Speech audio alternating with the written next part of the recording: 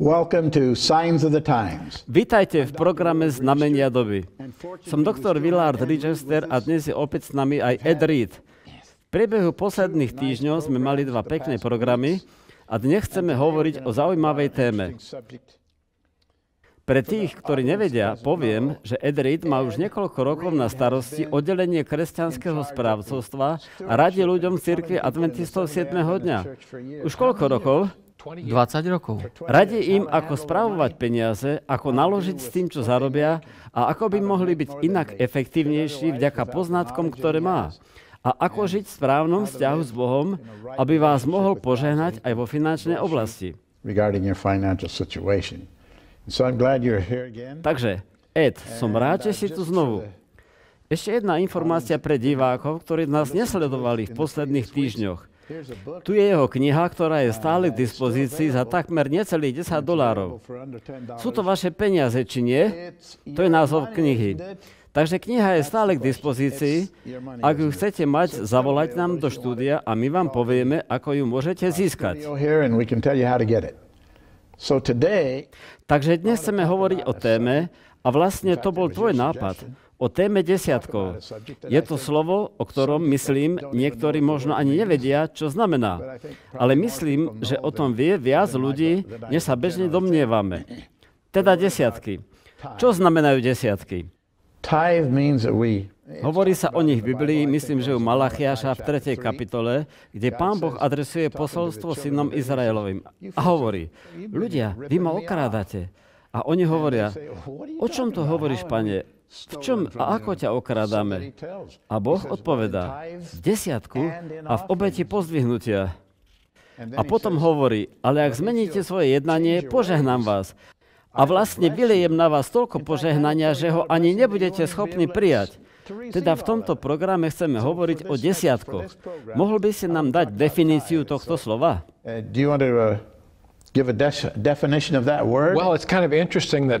Nuž, je zaujímavé, že pojem desiatok siaha až na začiatok Starého zákona. V Biblii v 14. kapitole knihy Genesis v 20. verši čítame, že Abraham dal desiatok Melchisedechovi, kňazovi silného Boha Najvyššieho.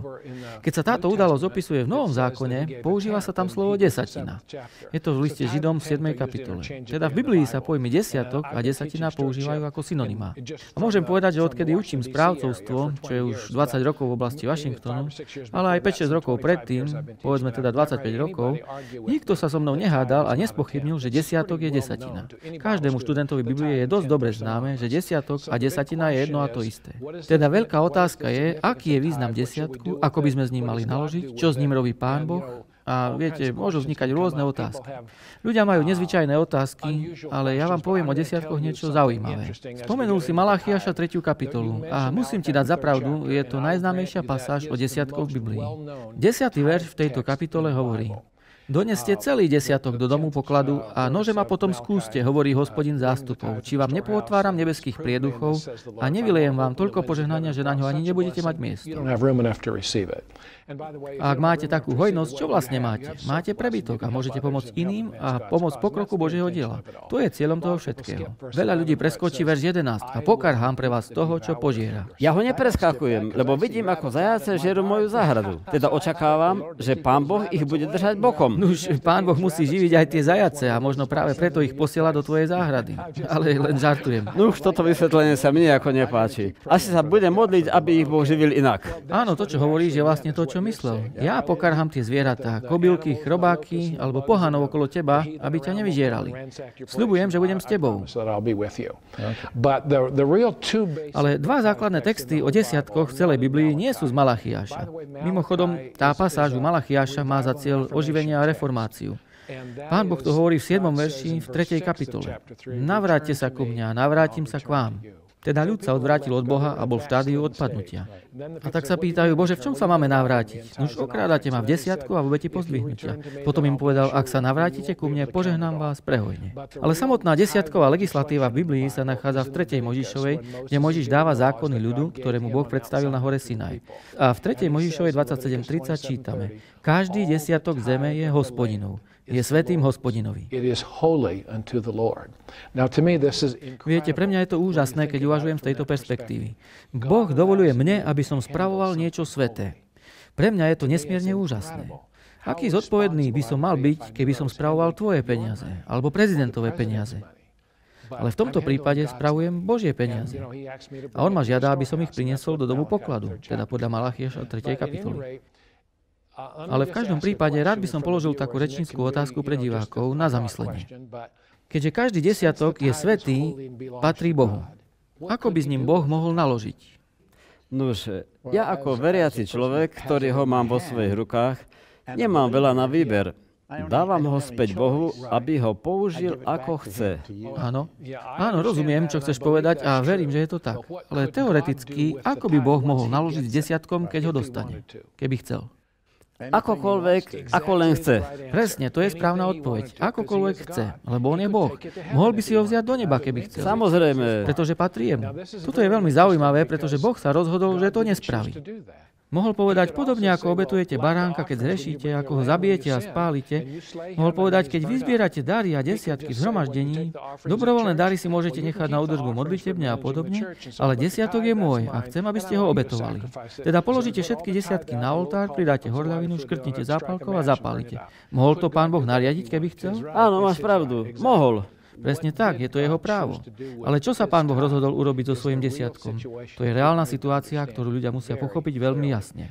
A to je 4. Možišovej 18:21. Boh hovorí: A hľadal som synom Léviho, celému pokoleniu Léviho, všetky desiatky v Izraelovi za dedičstvo a za ich službu, ktorú konajú za službu stánu zhromaždenia. V podstate Boh hovorí, desiatok je môj, mohol by som ho dať spáliť alebo vziať si ho do neba, keby som chcel. Ale ja som sa rozhodol platiť kazateľov. Nie je to úžasné? Platiť kazateľov. Áno, je. Teda keď dávam desiatok, skutočne vraciam Bohu, čo je jeho. A on hovorí, ja sa postaram o kazateľov. Teda kazateľ sa nemusí postaviť dopredu a povedať, počujte, potrebujem poslať ďalšiu splátku za auto, inak o ňo prídem. Alebo musím zaplatiť za byt, alebo poslať deti do školy, alebo čokoľvek. Nemusíme sa starať o kazateľové zdravotné poistenie ani o iné veci, lebo Boh hovorí, ak budete verní v desiatkoch, ja sa o neho postaram. Nie je to úžasné? Mne sa to páči. A určite aj kazateľom. Áno, je to úžasné.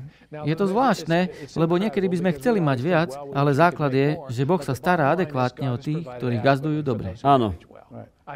Myslím, že to je podstata toho všetkého. Teda chcem sa s vami podeliť o pár vecí, ktoré si myslím, že sú dôležité o desiatkoch. A jedna z nich je verný desiatok. Ja som o tom hovoril po celom svete s prekladom do rôznych jazykov, ale v angličtine sa používa tento pojem poctivý alebo verný desiatok. Počul si o tom? Áno, počul. Čo je to poctivý desiatok alebo verný desiatok?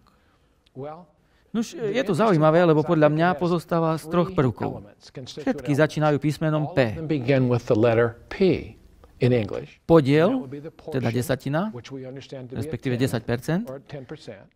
Priestor, kam sa má donášať, ten je definovaný ako dom pokladu. O tom, čo to dnes znamená, si povieme za pár minút. A potom pôvodný účel desiatku. A tým je podporovať službu cirkvi. Toto bol Boží zámer. Nevymysleli sme to my, adventisti, ani baptisti, ani katolíci, aj keď každý sa to snaží nejak vysvetľovať, na čo to bolo. Biblia to hovorí jasne. Boží desiatok je určený na podporu služby cirkvi. Je to celkom jednoduché. S desiatkou sa neasfaltuje parkovisko, ani sa z neho nekupujú rúcha pre spevákov. Desiatok slúži vždy len na jediný účel, na vyplatenie miest cirkevných zamestnancov. Nie je to zaujímavé? Áno, je. A samozrejme na pokrytie ich evangelizačných nákladov a podobných vecí. Veľmi, veľmi zaujímavé. Teda chcem vám povedať, že ja som presvedčený, že Boží plán je najlepší a my by sme sa ho nemali snažiť vylepšiť. Ale je tu jedna zaujímavá otázka. Čo si myslíš, na čo Boh ustanovil desiatok? Teda okrem toho, aby sa nám postaral o kazateľov. Nože ja si myslím, že do značnej miery to súvisí s rozvojom nášho charakteru. Výborne. Myslel som presne na to. A základom toho je, teda ak je to biblický koncept, a ja viem, že ty si študentom Biblie, teda určite si to už čítal, 5. kniha Mojžišova. 5. Mojžišova je jednou z mojich najobľúbenejších kníh Starého zákona, lebo obsahuje 3 Mojžišove kázania, jeho posledné 3 kázania pre Izrael, v ktorých začína východom z Egypta a prechádza všetkým až po jeho súčasnosť a hovorí: Pozrite sa, koľkokrát vás Boh požehnal, ako vás vyviedol z Egypta, ako vás sítil mannou na púšti, ako vám vyviedol vodu zo skaly a tak ďalej. A hovorí: Spomente si, ako sme stáli okolo hory, ako zostúpil oheň za majestátnych okolností, kedy vám Boh dal zákon. A potom Mojžiš hovorí: Ak budete verní, Hospodin vás požehná. To je 5. Mojžišova 28, prvých 14 veršov. Budeš hlavou a nie chvostom, budeš požičiavať ľuďom a nie vypožičiavať si od niekoho. Spomína všetky tie úžasné veci, ktoré Boh povedal, že im dá, ak budú verní a poslúchať Božie prikázania. A v jednom z Mojžišových prikázaní v 14. kapitole 5. Mojžišovej v 23. verši Boh hovorí: Dal som ti desiatok, aby si sa naučil báť sa Hospodina, svojho Boha, po všetky dni. Inými slovami, ak sa pozriete na výraz báť sa, napríklad v žalmoch, Dávid hovorí: Bázeň Hospodinova je počiatkom múdrosti a tak ďalej. Ale potom tiež hovorí, že bázeň Hospodinova znamená nadiať sa na Neho. Teda môžeme povedať, že Boh nám dal desiatok, aby sme sa mu naučili dôverovať a spoliehať sa na Neho. Teda vždy, keď dávam desiatok, vlastne hovorím Bohu: Pane, ja by som to mohol minúť sám pre seba, zvlášť v týchto ťažkých časoch. Ale ja spolieham na Teba, že sa o mňa postaráš, pretože si to zasľúbil. Teda dávam ti desiatok. A ty to robíš takisto, ja to viem. Ale úžasná na tom je jedna vec. Nedávno sme na jednom stretnutí hovorili o tom, že desiatky, vlastne peniaze všeobecne, sú jednou z prevládajúcich tém v Biblii. Viac než hriech a spasenie, viac než nebo a peklo a tak ďalej. 2500 veršov v Biblii sa týka hospodárenia s peniazmi alebo vzťahu k peniazom. V podstate 2/3 Ježišových podobenstiev sa týkajú peňazí. To je naozaj veľmi úžasné. Napríklad Matúš 13:44. Nebeské kráľovstvo je podobné pokladu skrytému na poli, ktorý keď našiel človek, skryl. A od radosti ide a predáva všetko, čo má, a kúpi to pole. Viete, toto je podobenstvo o hodnote večného života. Stojí viac než čokoľvek, čo máme. Teda to je jedno z podobenstiev. 2/3 Ježišových podobenstiev sú o peniazoch a majetku. Teda je ich viac, napríklad o drahocennej perle a podobne. Celá podstata toho, o čom hovorím, je, že keď dávame desiatok, prejavujeme dôveru v Boha. Mnohí z nás, aj ja, sme v štádiu, keď sa pripravujeme na dôchodok. Teda snažím sa splatiť pôžičku na dom, na auto. Viete, uvažujem, koľko budem dostávať každý mesiac. Teda istým spôsobom sa starám o seba. Ale počúvajte ma pozorne.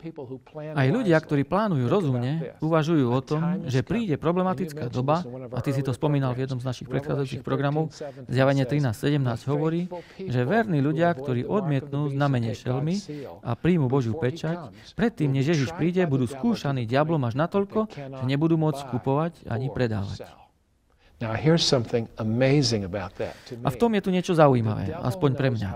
Diabol vie, ako sme závislí na našich príjmoch a podobne, teda jeho posledné veľké pokušenie sa bude týkať peňazí. Chcem vám povedať, je to moje osobné presvedčenie a verím, že mám pravdu, ale môžeš ma opraviť, ak sa mýlim, že keď som sa nenaučil dôverovať Bohu v relatívne dobrých časoch, čo urobím, keď príde tá veľká skúška? No už zrejme urobíš to, čo je pohodlnejšie a pôjdeš a kúpiš si nejaký chlieb. Nie isté, že tu to máte. Rozumieš, čo chcem povedať?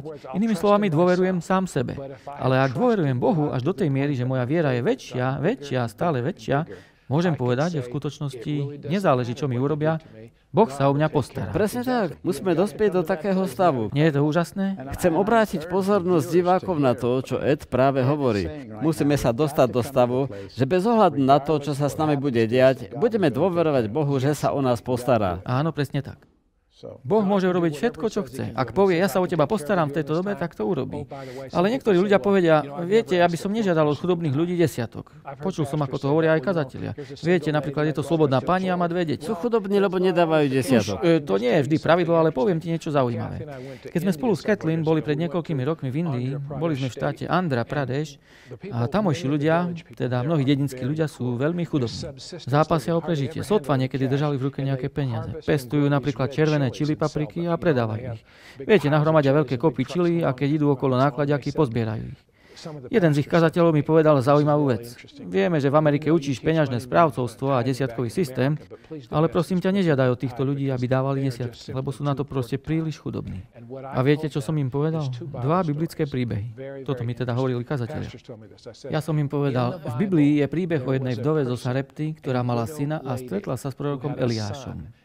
A on jej povedal, prosím ťa, urob mi nejaké jedlo a dones mi niečo na pitie. Teda viete, najprv si pýtal trochu vody a potom ju poprosil o kúsok chleba. A chcel to ako prvý. Áno, najprv správ mne a seba a svojmu synovi spravíš potom. Ona hovorí, práve zbieram kúsky dreva, aby som spravila malý oheň a idem nám pripraviť jedlo z poslednej múky a z posledného oleja. A keď to zjeme, nemáme vyhliadku na ďalšie jedlo, pravdepodobne zomrieme od hladu.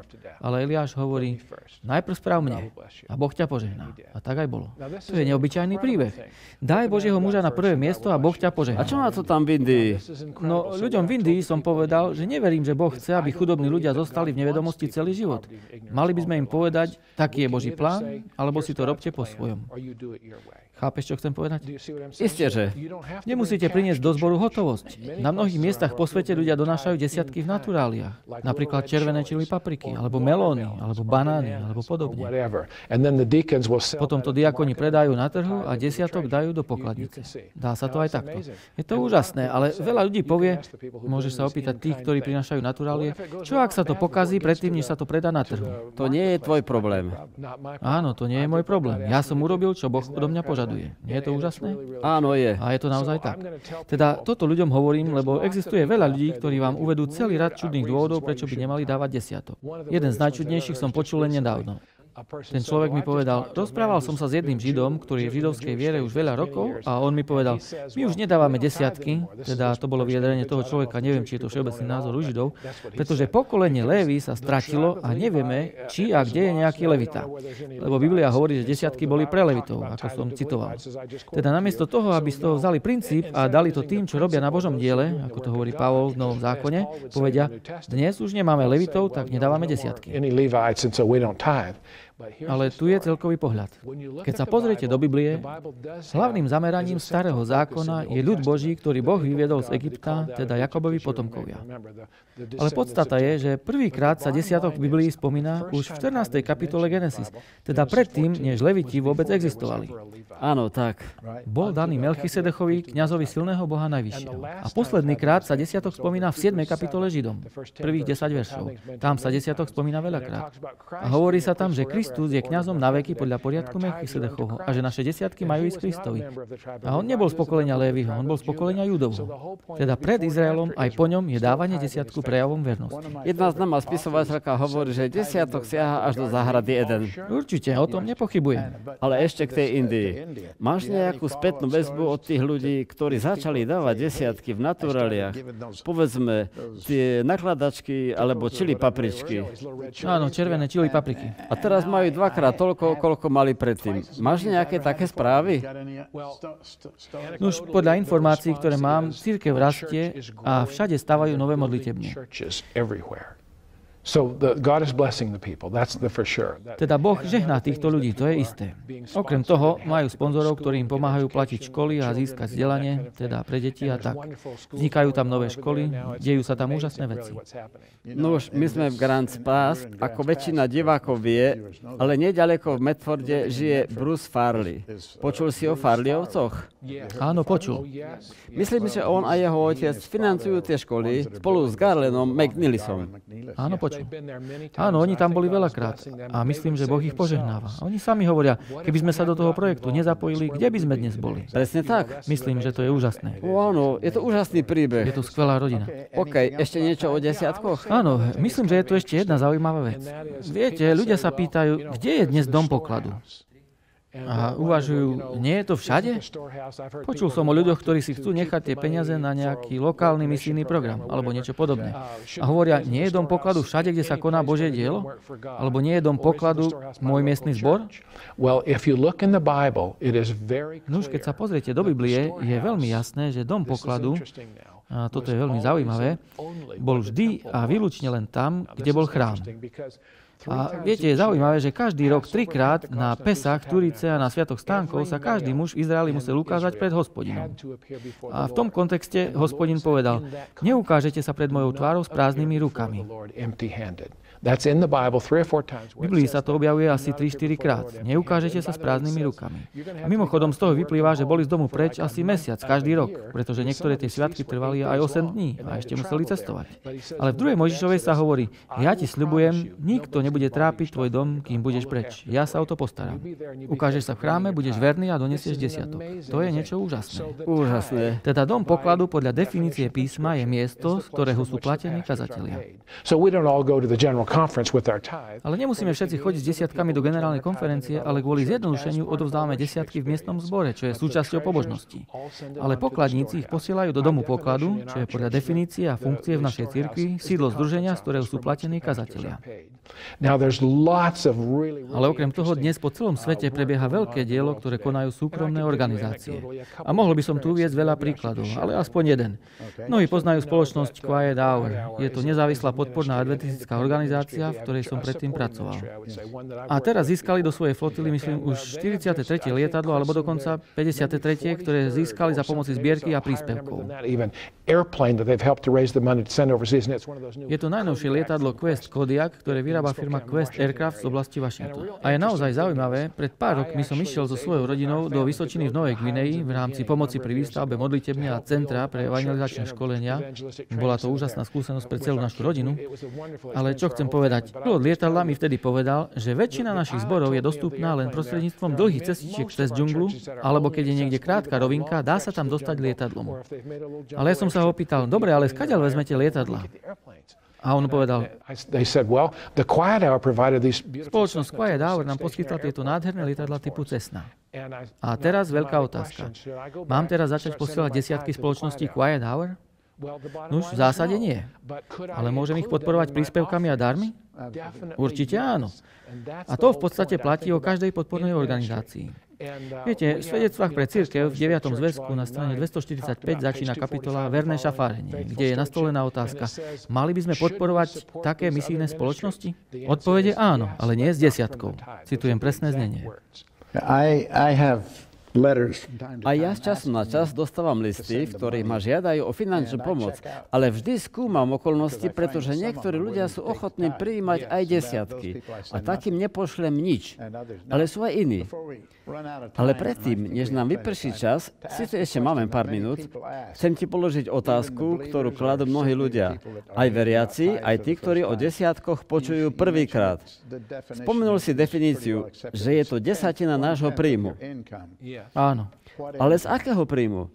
Základného, hrubého príjmu, čistého príjmu? Z čoho mám dať desiatok?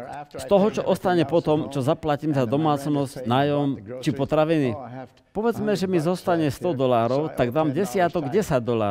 Povedz prosím divákom, ako by mali platiť desiatky. Podľa písma.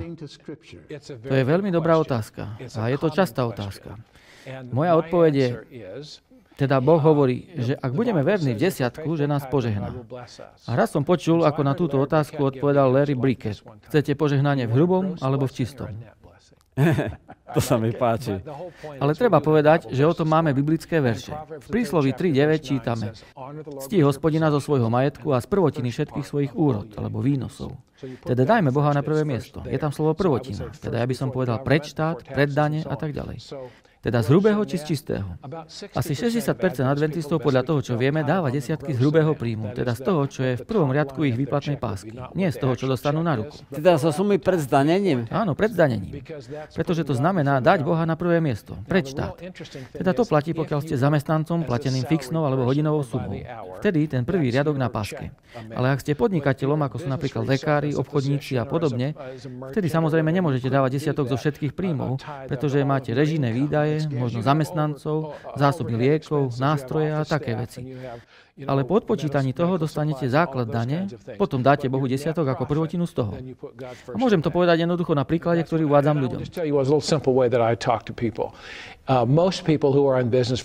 Väčšina podnikateľov si z príjmu vezme určitú sumu na živobytie. Povedzme si, vezmu 4,000 mesačne. Teda za rok to bude 48,000. Predbežne dajú desiatok z tejto sumy.